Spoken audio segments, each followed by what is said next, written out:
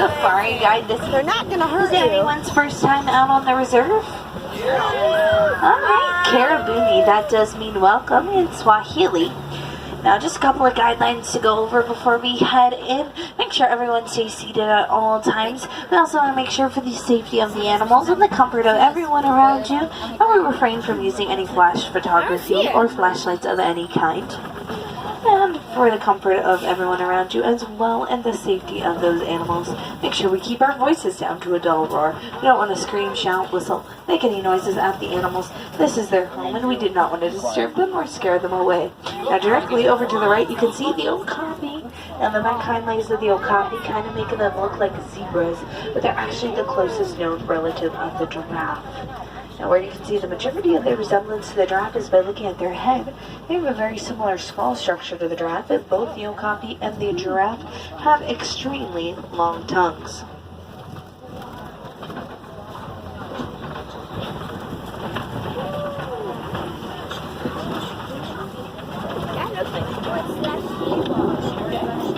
If you look straight back towards that rock wall, you can see the black rhino, although he's not giving us his best side right now.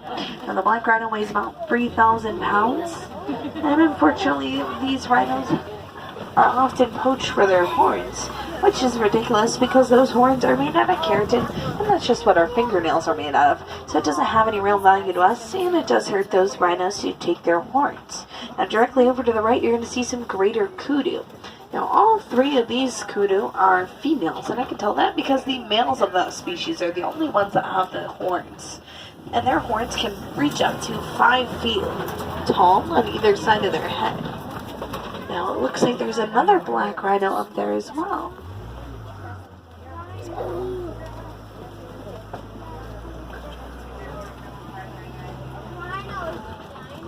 Now, we've already had some pretty good luck in the forest. We're going to head out towards the Sapi River next.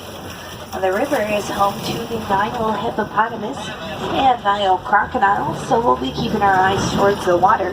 Hippos do like to spend the majority of their day completely submerged underwater, and they do this to stay cool.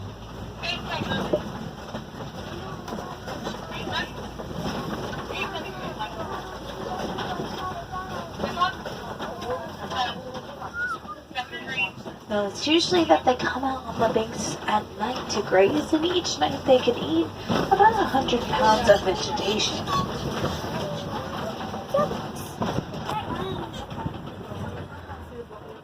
Now, I see one right under the surface of the water up ahead.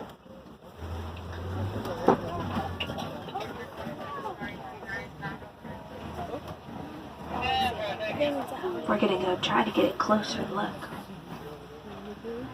Now, right in the middle of that island, you can see some pink-back pelicans. Now, where they don't look too pink right now, they do turn pink. There's a hippo. Now, they can stay completely submerged underwater for up to 8 minutes at a time before poking their nose up to take their next breath. And it looks like there's a whole group of them out here. Now, a group of hippos is actually called a bloat, which I don't really think is very sensitive. They weigh over 5,000 pounds after all.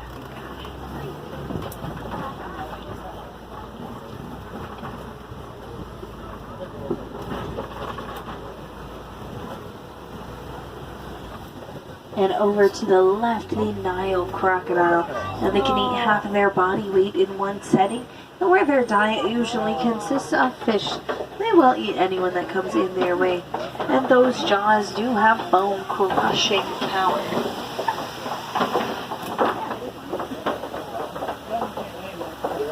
Now, usually in the heat of the night, they'll see their mouths wide open. This is not supposed to be an intimidation tactic, although that's what it looks like. It's actually just how they stay cool. It's kind of like if you've ever seen a dog panting with their mouth open, it's like that. It's just far less cute, much more terrifying. Now we're going to be heading out towards the savannah, and the savannah is home to many popular African animals you may have heard of before, such as giraffes and elephants.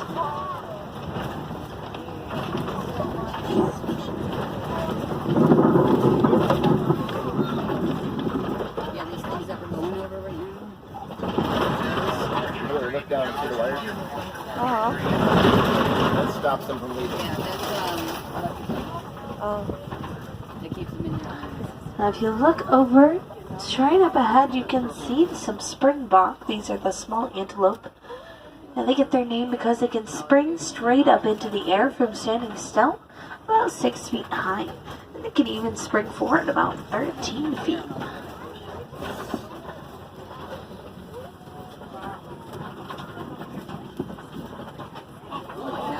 Whoa! Now over to the right, you can see an Ankole cow. Now their horns can be up to 6 feet tall on either side of their head, but they are fairly light for their size. They have a hollow honeycomb structure on the inside, and that's what keeps them cool on hot savanna days.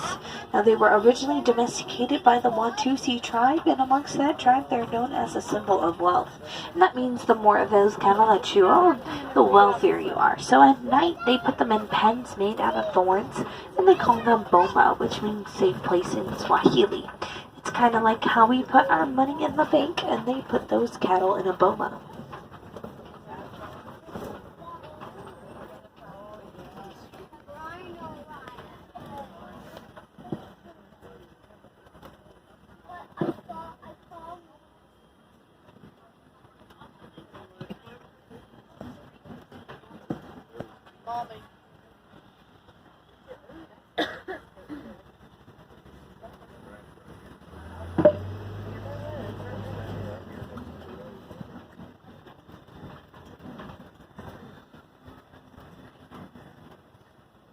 Now, if you look over to the left, you can see some hyenas. They're laying down there, but only from the sea. Now, hyenas usually hunt at night in packs, and the leader of the pack is always a female. Now, even the lowest ranking of all the females is still at a higher ranking than any of the males, so all the females really do run the pack. And it looks like we're going to see some white-bearded wildebeest up ahead. Now, they work as a team to protect one another from predators. At night, they like to lay in a row. They feel more comfortable that way, surrounded by their friends and family. And they'll take turns staying up, acting as a lookout, listening for the different alarm sounds of animals across the savannah. So if they hear another animal getting spooked, they can warn the others, and they'll get up and run all at once.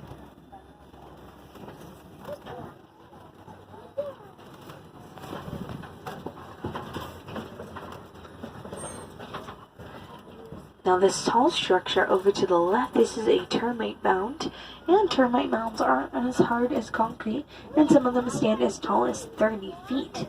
And they have just a simple recipe, just dirt, saliva, and dung.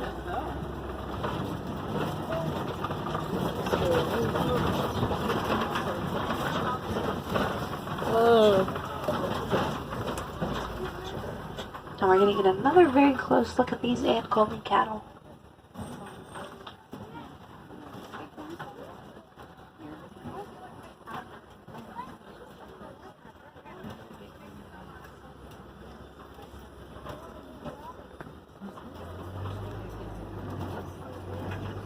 Whoa.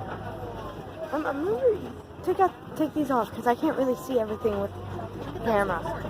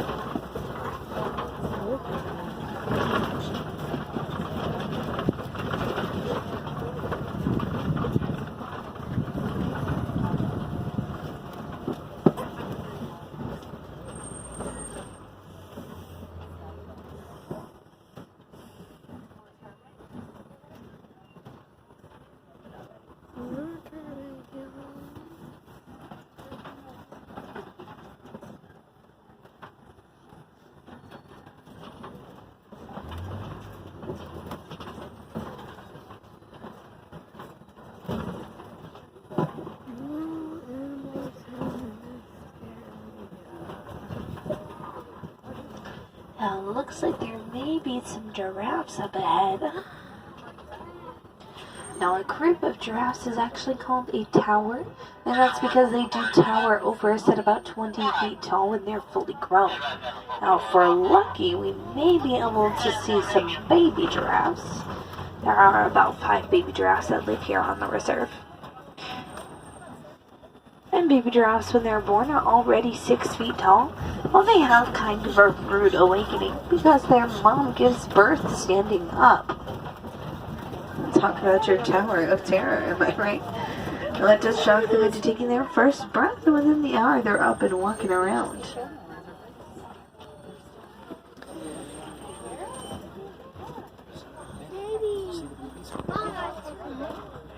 That's cool.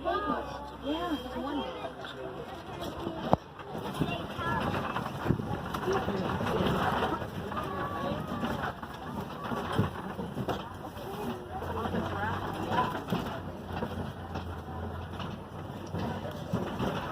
Now, straight on top of this hill, on either side of the road, we're going to see these strange-looking trees. They're called baobab trees, also known as the upside-down tree, because it does kind of look like they've been tipped upside down with the roots up in the air. But, of course, those are the branches, and those branches do go leafless 9 months out of the year, and it does this to conserve water. Inside of those large trunks, there are thousands of gallons of water, and during droughts, animals like elephants will use their tusks to pierce holes into that trunk to get some much-needed water, and for that reason, we also call it the Tree of Life.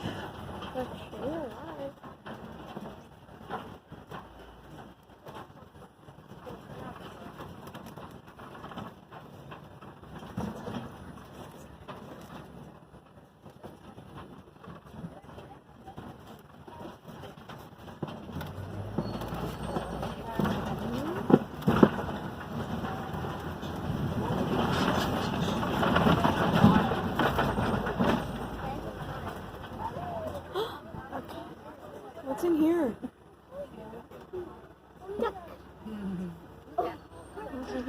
Now, as we come around this corner, we are going to see some greater flamingos. And flamingos are known for their pink feathers, but they're actually born more of a grayish color. And through their diet of shrimp and other small crustaceans, they turn pink over time.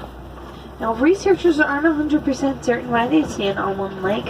One of their theories is that it helps them regulate their body temperature.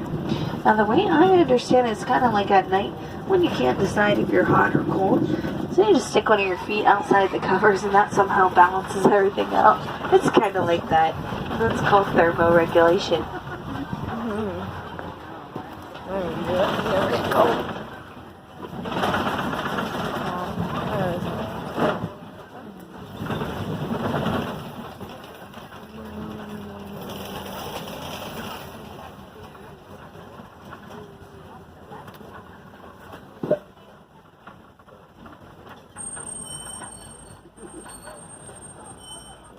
What's over here? Oh, put your ears down. I can't see with the camera. Take them off.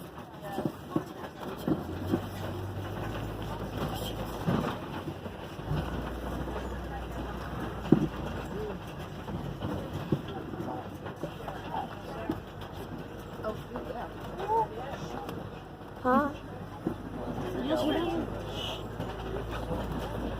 I'll be up here on my side. Uh-huh. And then walking around. In a minute. Yeah, they're actually up.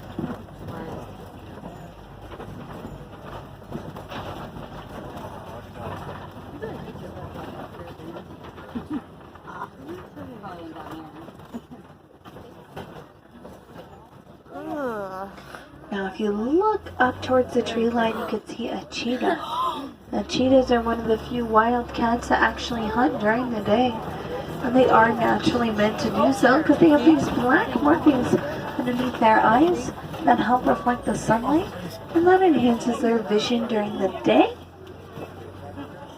It definitely gives them the advantage.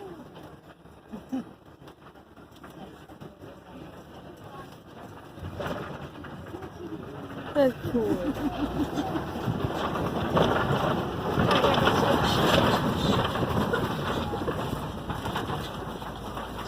Now we're going to be heading towards the Kobe Rocks now, and the Kobe Rocks are home to a pride of lions. Now, unlike the cheetahs, lions hunt at night, and their vision is about 6 times better at night. So that's when they do all their hunting, but they do sleep about 20 hours a day. It looks like they may have just gotten up. It looks like the female's trying to wake up the male here.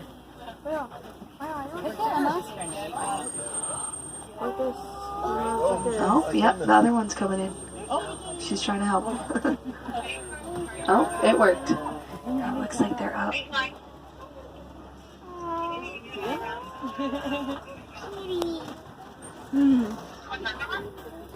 Now, it's actually the female lions that do the majority of the hunting, while the male lion usually stays at home to protect the pride and cubs, making him an excellent stay-at-home dad.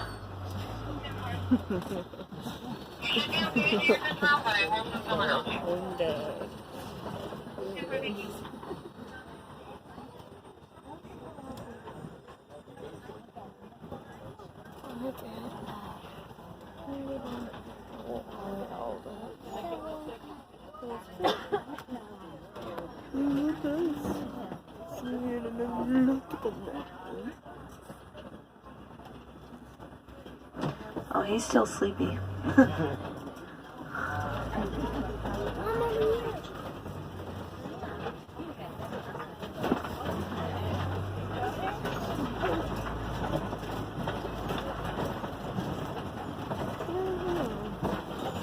Sorry if it's blurry.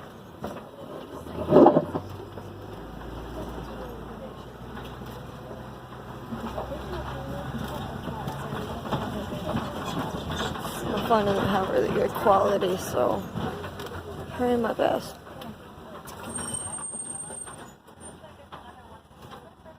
What's over here? Tiny animal. It's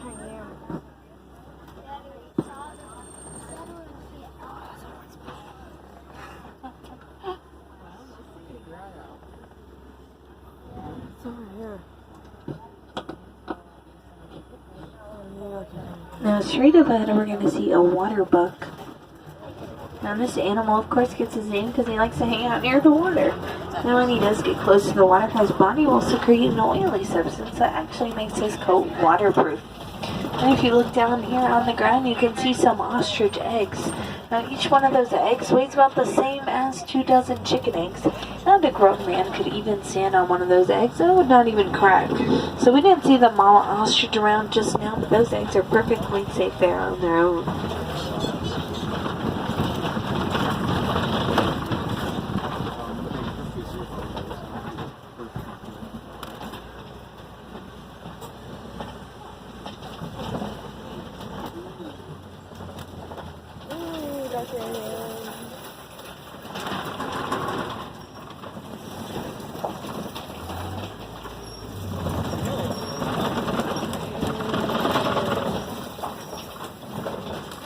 Alright.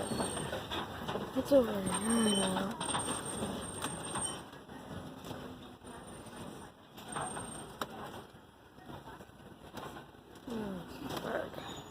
Sorry if you guys can't see very well. I'm trying to be as quiet as possible because I don't want to scare the animals, so sorry if you can't hear me either. Crank up their volume if you want to hear me. Oh, what's over here?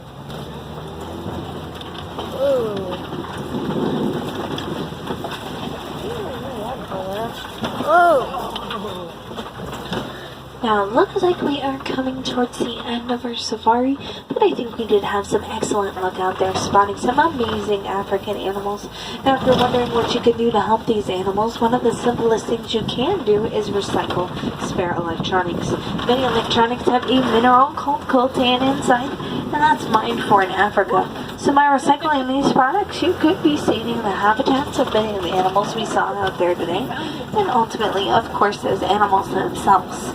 And if you're feeling so inspired being amongst all these animals around the kingdom, and you want to do something today to help out, you can head out to the village, any of the shops there, and make a donation to the Disney Conservation Fund. Now, any donation that you make will be matched dollar for dollar by Disney. And any donation, no matter how big or small, is greatly appreciated.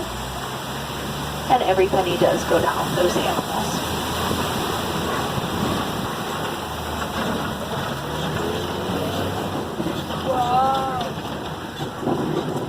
Now, if you're looking for something else to do this evening at Animal Kingdom, I definitely would suggest heading over to the Rivers of Light show.